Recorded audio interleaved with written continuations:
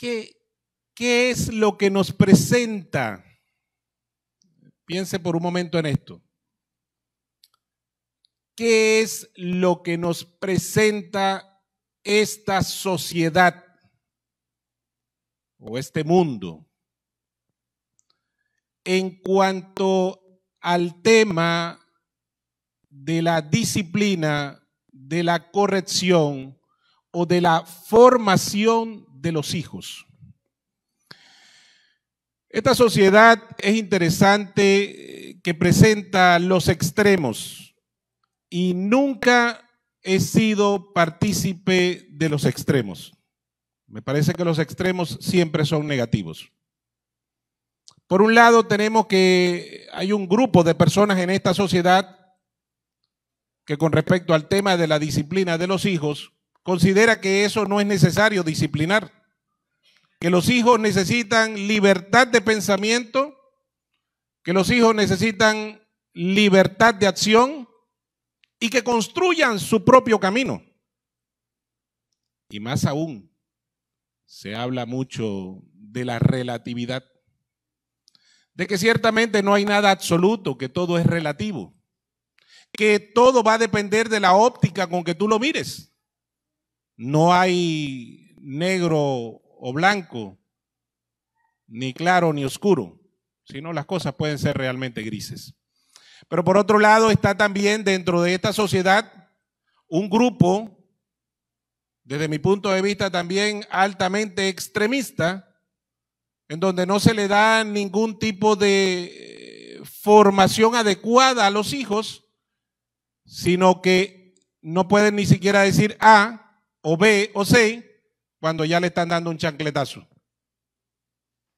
cuando ya le están dando un golpe. Y más aún cuando se reprende de manera equivocada, de forma verbal, inclusive a veces con palabras muy soeces, en donde se le dice para corregir vulgaridades, groserías o hasta inclusive algunas formas de hacerlos sentir mal o de ponerlos en ridículo delante de las demás personas. Son extremos, hermanos, son extremos. Y como dije, no soy partícipe de los extremos. Considero que Dios no es un Dios extremista. Dios es un Dios sabio, justo y sensato. Y más aún, cuando vemos en Apocalipsis 22:12, dice que pagaré a cada quien según haya sido su obra. Pero ¿quién puede saber más? Escuche ahora esto. ¿Quién puede saber más de la construcción de un vehículo sino su propio constructor? ¿Quién puede saber más de alguna maquinaria, del diseño de una casa, sino su propio arquitecto? ¿Quién puede saber más sobre la familia, su composición, su estructura y la disciplina y corrección a los hijos, sino el propio Dios, el cual formó, diseñó la familia?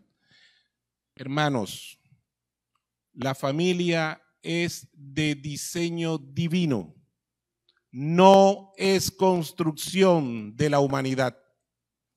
La humanidad no construyó la familia. Dios diseñó la familia y le dio su estructura. Entonces, yo quiero que en esta mañana, para hablar de este tema de la disciplina de los hijos, para hablar de este tema de la corrección de los hijos, para hablar del tema de la educación de los hijos, veamos el texto bíblico. Veamos la palabra de Dios, la cual ha sido inspirada y es útil para redarguir, para instruir, a fin de que el hombre de Dios sea enteramente preparado. ¿Para qué? ¿Para qué? Para toda buena obra. Entonces, para eso abran sus Biblias, por favor, y si usted no trajo Biblia, póngase al lado de algún evangélico que se haya traído y por favor, dele con el codo, préstame tu Biblia. Y dígale sí, préstame tu Biblia. Claro que sí. Entonces, abran sus Biblias, así sea en físico o en digital. Abran su Biblia, por favor, y vamos al texto en Efesios capítulo 6. Versículo 4, solamente nos vamos a enfocar en un versículo. Efesios capítulo 6, verso 4.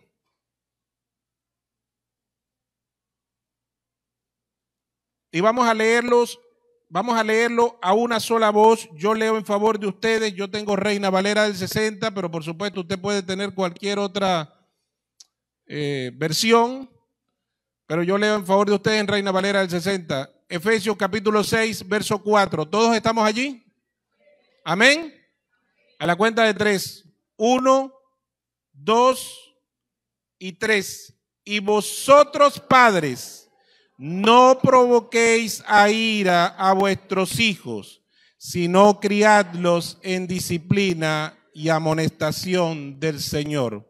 Padre nuestro que estás en los cielos, santificado sea tu nombre y alabado sea tu Hijo Jesús.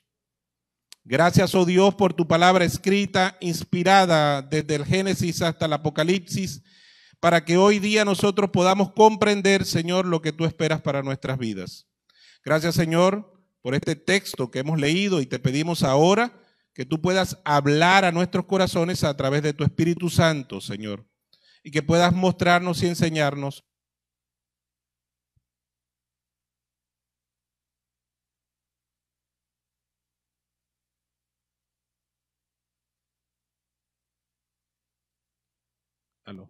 Aló. Gracias, oh Dios, por este tiempo que nos permites como familia estar reunidos aquí delante de ti, oh Dios. En el nombre de Jesús. Amén y amén. Algunas personas que estuvieron conmigo en una reunión recientemente van a entender esta ilustración. La persona estaba dando una enseñanza, entonces dijo, ¿qué entiende usted si yo le digo el gato está en el tejado? ¿Qué entiende usted de eso? El gato está en el tejado. Hay un gato en el techo, es lo único que puede entender rápidamente. Pero permítame decirle que esa ilustración tiene que ver con que cada texto tiene su contexto. Explícome. Se fue de viaje un amigo para los Estados Unidos, allá. Y estando allá en los Estados Unidos, lo llama, él dejó encargado a otro amigo de su casa, y dentro de la casa estaba un gato. Y el gato, él lo quería mucho. Y estando en Estados Unidos, lo llama el amigo y le dice, el gato se murió. Oye, el hombre evidentemente quería mucho al gato, se viene para estar ahí y llega donde está el amigo, entierran al gato y todo este tema porque quería mucho al gato. Pero resulta ser que al final, después de todo, cuando él va a regresar a Estados Unidos, le dice, oye, la próxima vez, cuando suceda algo así, tú me dices, porque fue muy duro la noticia, tú me dices primero, mira, el gato se bajó de la cama, el gato luego subió al techo, al tejado, y el gato se cayó, y bueno, murió. Pero, ¿sabes? Me vas llevando por todos esos pasos para yo entender el contexto. Me dice, el gato está en el tejado, ya yo entiendo. Ok, él se va para los Estados Unidos y queda la mamá aquí. Cuando está en los Estados Unidos, lo llama el amigo y le dice, tu mamá está en el tejado. Bueno, ya no les digo más nada, ya ustedes saben el contexto. Esto fue recientemente un gran amigo, que lo conocí esa noche, por cierto, compartió el texto bíblico con nosotros, y cito textualmente al autor, Samuel Barbosa, un hermano en Cristo. Él compartió esto y me pareció muy bueno para lo que les voy a decir. Pablo llega a este punto del capítulo 6, versículo 4, en un contexto general. Y es importante entender por qué Pablo está diciendo, y vosotros padres no provoquéis a ira a vuestros hijos, sino criarlos en disciplina y amonestación del Señor. Si usted toma este texto fuera del contexto, posiblemente no va a entender o va a sacar un pretexto. Y eso es peligrosísimo dentro del exégesis. En el capítulo 5, Pablo empieza con después de una orden, de un verbo en imperativo, empieza a detallar una serie de acciones y comportamientos dentro del contexto general de la familia. En el capítulo 5, el verso 18 dice, no os embriaguéis con vino, en lo cual hay disolución. Pero contrario a esto, fíjense lo que dice, no os embriaguéis con vino, en lo cual hay disolución. Y dice, antes bien, sed. Sed, ahí hay un verbo. Y el verbo está en imperativo. Es una orden. Sed llenos de ¿qué? Sed llenos de ¿qué? Hermanos, ahí empieza el contexto cuando él empieza entonces a hablar y a determinar una serie de acciones, comportamientos y conductas en el entorno familiar. Las mujeres, sujétense a sus maridos. Los hombres, amen a sus esposas como Cristo amó a la iglesia.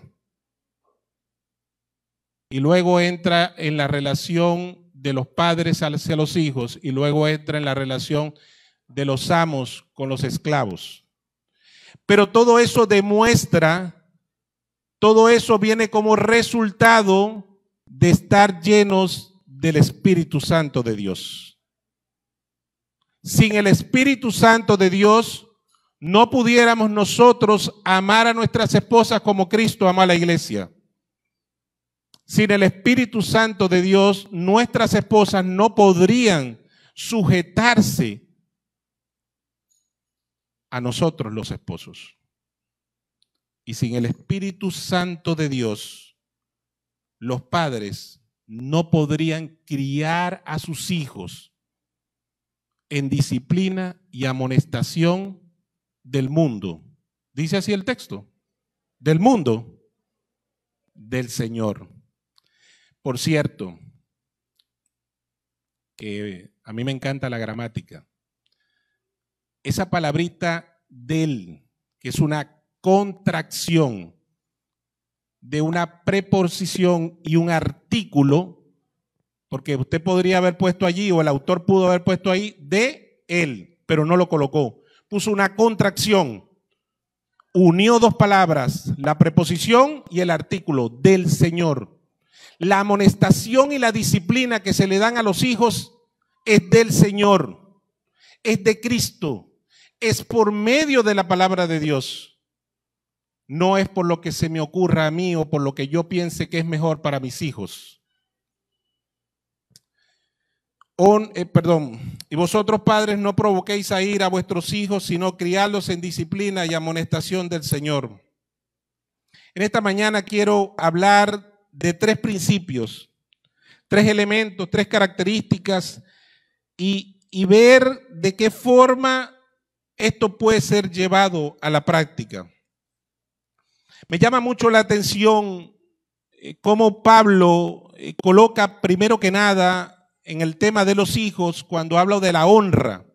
En el versículo anterior, entre los versículos 2 y 3, dice, honra a tu padre y a tu madre, que es el primer mandamiento con promesa para que te vaya bien y seas de larga vida sobre la tierra. Y vosotros padres.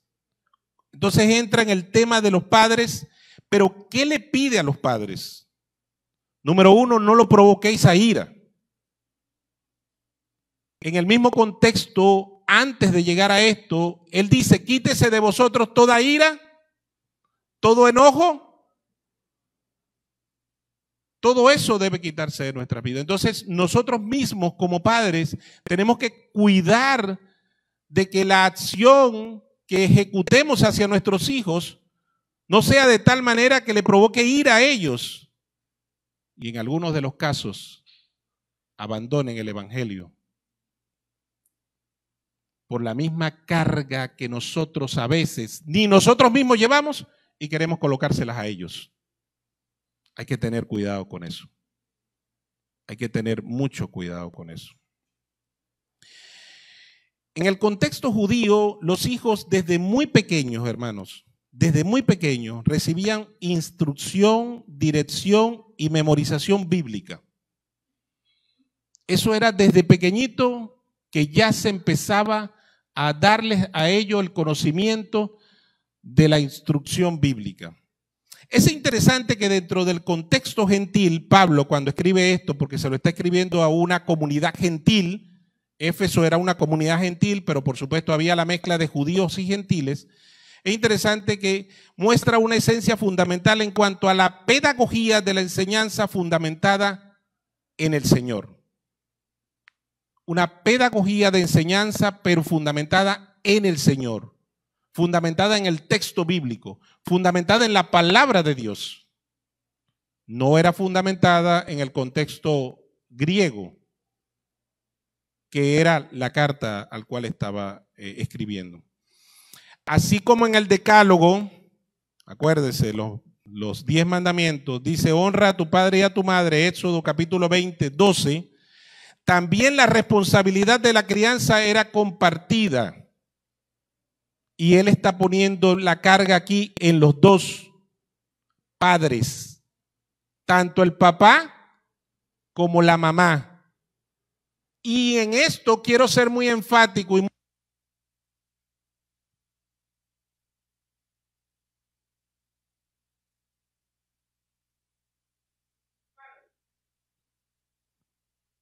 muchas ocasiones entonces se le dice, es la responsabilidad de él.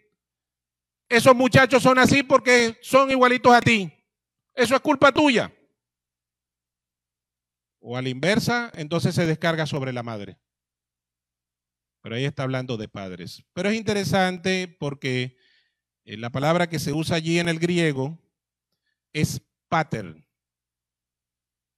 Pater. Tiene una raíz hacia el papá, pero por el contexto griego, por el contexto en el cual Pablo escribe, era responsabilidad directa del padre. Aquí quiero mencionar algo importante.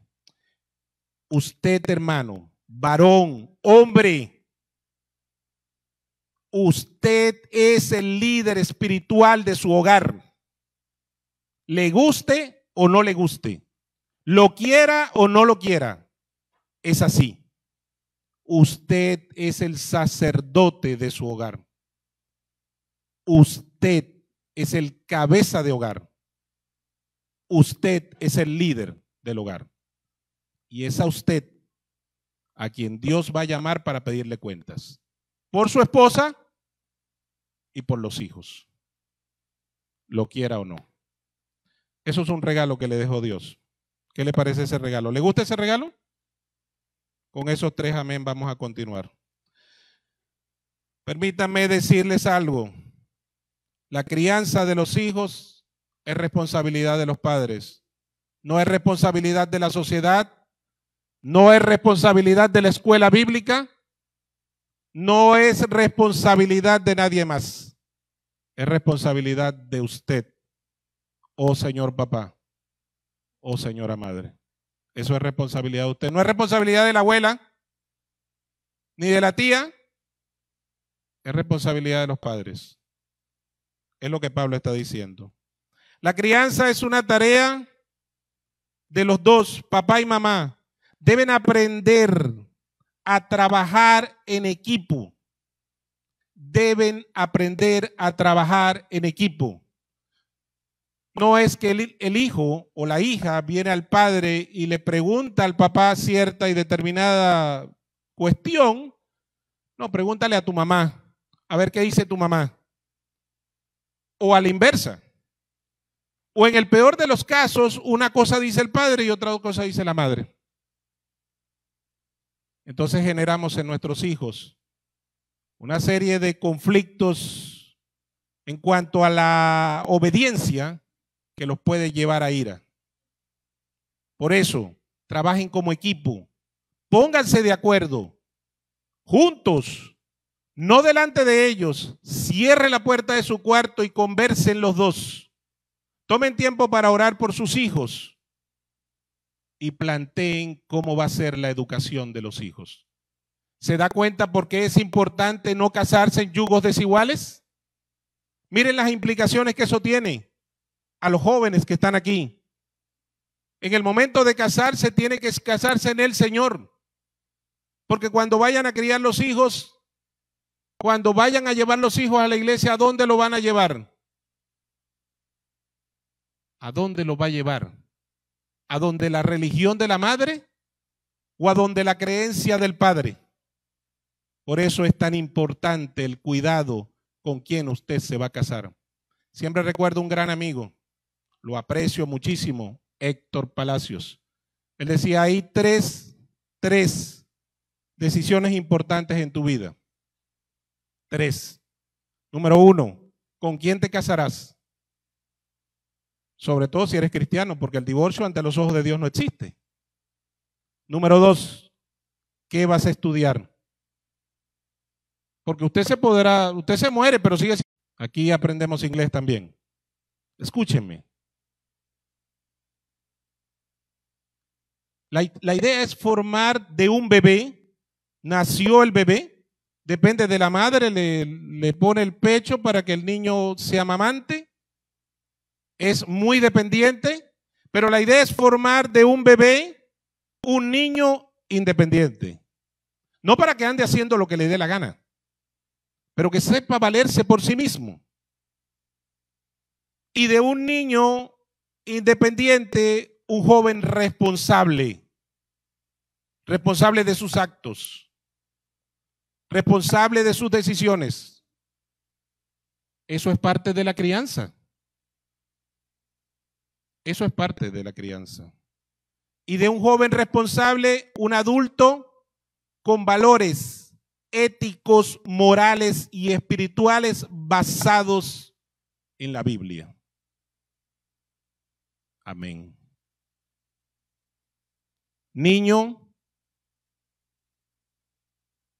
Bebé, niño, joven. Ahí puede usted colocar adolescente, no se preocupe, puede colocarle lo que usted quiera. Respete los derechos de autor, eso sí es importante. Y adulto, pero con principios. Eso es la crianza.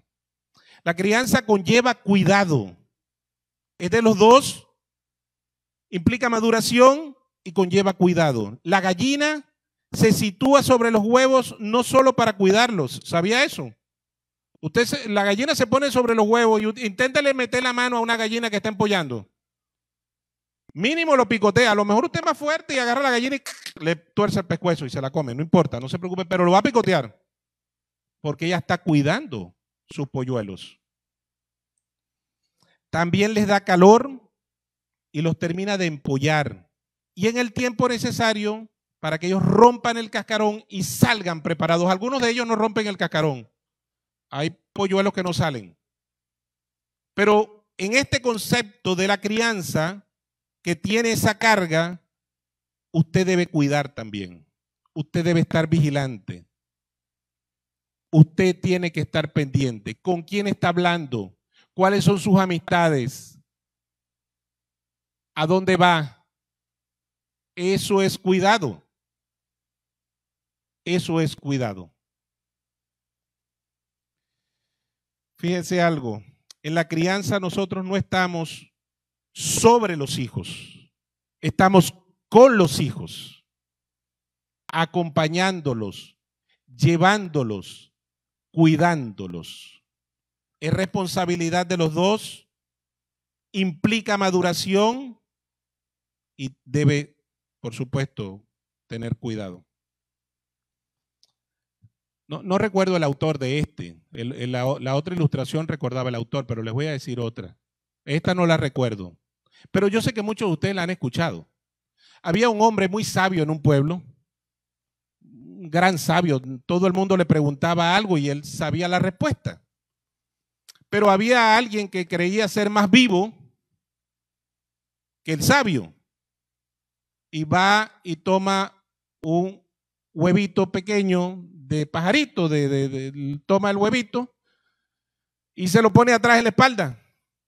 Y va caminando hacia donde el sabio y dice, bueno, voy a fregar a este sabio. Y le voy a preguntar si el huevo que tengo en las manos está vivo o está muerto. El pajarito que tengo en las manos está vivo o está muerto. Entonces se acerca al sabio y antes de eso, por supuesto, él dice, si me dice que está muerto, yo abro la mano y le digo, mira, te equivocaste, está vivo. Y si me dice que está vivo, lo aplasto y le digo, mira, te equivocaste, está muerto. Y va donde el sabio y le pregunta, sabio, ¿el pajarito que tengo en las manos está vivo o está muerto? Yo sé que usted conoce la respuesta, pero por lo menos deje que yo se le ilustre, para yo sentir que estoy haciendo el trabajo aquí, porque si no el asunto se pone difícil. El sabio le dijo, en tus manos está que ese pajarito viva o muera. Papá, mamá, en tus manos está que ese niño que tienes hoy, ese joven, ese adolescente, sea formado en los caminos del Señor, viva o muera. En tus manos está. La crianza debe ser, como dice Pablo, con disciplina. Pero disciplina, ¿cuál disciplina? A veces esta palabra tiene una carga negativa, pero la disciplina tiene una carga positiva. Disciplina del Señor, en el Señor y para el Señor. No es la disciplina humana. Hebreos 12:6 dice, porque el Señor al que ama, oye, interesante. Si Dios nos ama, hermano, le voy a decir una cosa, si usted no está siendo disciplinado es porque Dios no lo ama. Uy, ¿cómo así, hermano? ¿Cómo dice usted eso? Bájenlo de ahí. No, eso es la verdad, eso es lo que dice el texto. Porque el Señor al que ama, disciplina. ¿Es así o no es así? Eso es así. Amén. Bueno, ya vamos un poquito más. Vamos a ver si al final terminamos otros cuantos. Para los griegos, y Pablo usa esto aquí en un contexto interesante, para los griegos la disciplina tenía que ver con educación, formación o entrenamiento. Inclusive es un término tomado del contexto del ejercicio físico. Tiene que ver con la formación de los músculos.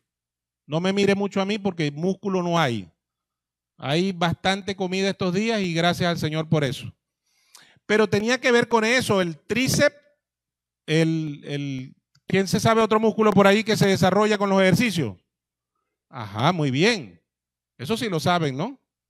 Eso sí, pero es importante, tenía que ver con eso, con la formación de la parte física. En los hijos tiene que ver con la formación de su carácter, pero del Señor. Esa palabrita es importante, no se la olvide. Se debe instruir a los hijos. Instruye al niño en su camino y aun cuando fuera viejo.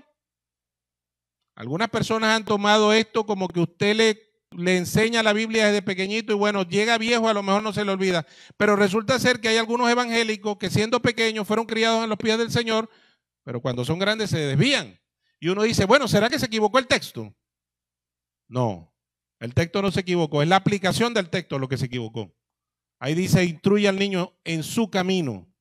En el camino del niño, observe al niño, la edad que tiene y lo que le corresponde a esa edad. Eso es importante. Eso es importante. Como dije en la introducción, desde pequeños a los judíos se les empezaba a instruir. Deuteronomio capítulo 6, el verso 7, hablando del concepto de la ley, era fundamental repetírsela y repetírsela otra vez. Y cuando ya usted creía que se sabía la ley, vuélvasela a repetir. Hay muchos de nuestros jóvenes hoy día que no tienen el hábito de la lectura bíblica, por no decir muchos adultos también. ¿Cuántos de los que están aquí han leído la Biblia toda? Toda. ¿Cuántos de los que están aquí han leído la Biblia toda? Con esos 4 o 5 vamos a continuar. Mis hermanos, somos creyentes y la única manera de conocer al Señor es a través de la palabra de Dios. Es la única manera porque fue la forma en que Él se reveló a esta humanidad.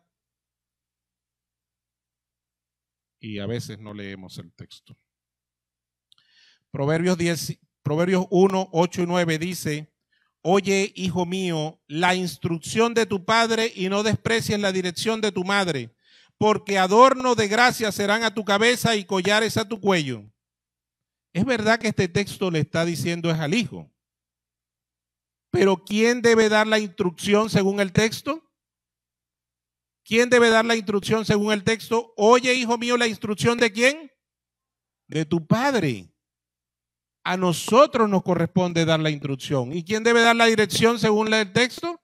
La madre, hermano mío. Ahí está el equipo, ¿se da cuenta? Ahí está el equipo. Cualquier cosa no vaya a ponerse ahorita a conversar con la esposa o con el esposo. No, ahorita no, hágalo en la casa. Hágalo en la casa. ¿Cómo? Importante, después del almuerzo, porque antes del almuerzo le puede caer mal el asunto. Cuidado con el asunto allí, cuidado con el asunto. Entonces, se debe hacer también un proceso de formación. Un proceso de formación. Si como padre, escuche esto, si como padre ya has instruido, entonces comienza a dar forma, así como cuando se le va dando forma y estética a una pieza de barro. Empieza a formar. Si ya has instruido, si ya el hijo tiene claro lo que tú le has dicho, entonces empieza a formar. Los procesos de formación, mis hermanos, pueden durar años y requieren paciencia y constancia. Hay que ser muy constante con lo que le enseñamos a los hijos. Y no puede ser algo hoy y otra cosa mañana y otra después. Debemos ser muy constantes. Aun cuando inclusive los hijos ya están fuera de casa. Porque lo que nosotros hacemos habla más fuerte que lo que nosotros decimos. Usted no le puede decir al hijo que lea la Biblia si usted no la lee. Ellos se dan cuenta. Ellos lo saben. Ellos lo ven. Es importante, ellos siempre están mirando. Se debe hacer un proceso de corrección. Como padres debemos corregir a nuestros hijos. La Biblia nos los ordena. La corrección es parte de la educación y la disciplina. Proverbios 13:24 dice: el que detiene el castigo a su hijo, aborrece. El que detiene el castigo a su hijo, aborrece.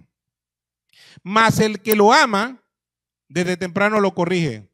Hay uno de estos que lo paraba a las 4:30 de la mañana y lo empezaba a corregir desde las 4:30 de la mañana porque dice que desde temprano. No, pero eso no está diciendo eso. Ah, no, no es eso. No es ese temprano. No, está hablando de la edad del niño, que desde temprano lo corrige. Según algunos pedagogos dicen que las edades entre 0 años y 7 años es donde se forma el carácter del niño. Y es la edad en donde más perdemos tiempo. La corrección puede ser física, puede ser verbal o de modelaje. Y va a depender de la edad del hijo. Es importante. Hay momentos en que necesitan la vara de la corrección. Y no se esté preocupando por lo que dice el gobierno allá afuera. En cuanto a que nosotros no podemos corregir nuestros...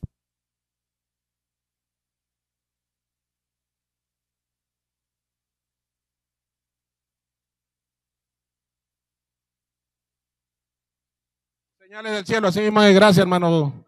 Miren, no hay nada que esté fuera del texto bíblico y por encima del texto bíblico. El apóstol Pedro dijo: prefiero obedecer a Dios antes que ¿quién? Antes que a los hombres. Hermanos, los niños necesitan corrección física, verbal y de modelaje. Y la de modelaje es la más importante, ¿sabía usted? Ellos están viendo. Ellos están viendo. Formación, corrección y, como dije, instrucción. 3 características importantes. Finalizamos con este punto. La crianza debe ser con amonestación del Señor. La amonestación, e ilustro este punto con esto. Tito, capítulo 3, verso 10, dice, al hombre que cause divisiones después de una y otra amonestación, deséchalo. Una y otra amonestación. En el caso de los padres no dan amonestación. Muchas veces. En lo que el muchacho ya se está montando donde no debe, ni respiró el muchacho. Pero amonéstelo, por lo menos amonéstelo antes. Yo conozco la historia de uno que llegó al supermercado y como pidió algo, el niño empezó a revolcarse ahí en el supermercado. ¡Ay! De broma estaba botando espuma por la boca ese muchacho. Pero los padres, como ya lo habían amonestado, se acercaron al oído del niño. Ya lo habían amonestado. Y le dijeron, susurrando al oído, si no te levantas en este momento, cuando llegues a la casa te voy a dar 2 correazos. Si le ofreció 2, dele 2. No son 3 ni 4, ni es 1, son 2. ¿Sí? ¿Amén? Amén. Uy, pero ¿cómo dijeron amén? Es durísimo, ¿no? Como es verdad que la tienen con los muchachitos, ¿no? Qué barbaridad. Después vamos a ver con respecto a ese tema la pedagogía de la enseñanza. El niño se paró inmediatamente porque ya tenía la amonestación. ¿Sí se dio cuenta? Supo. Amonéstelo. En el Señor. En el Señor. Y cuando lo vaya a disciplinar, no lo discipline con ira. No lo discipline con rabia. Es ayudarlos. Esta palabra amonestación tiene que ver con la atención, con la mente, con el pensamiento. Es ayudarlos a que pongan atención. Es llevarlos al pensamiento, a que entiendan. Cuando usted lo corrija, en el momento que lo corrija, debe decirle por qué lo está corrigiendo. Muchas veces lo corrigen y hoy se me ocurrió darte un golpe. ¿Cómo así? ¿Acaso Dios te corrige a ti porque se le ocurrió hoy? No, hermanos. Recuerde que usted es la figura más cercana que Él tiene para poder ir visualizando el amor del Padre.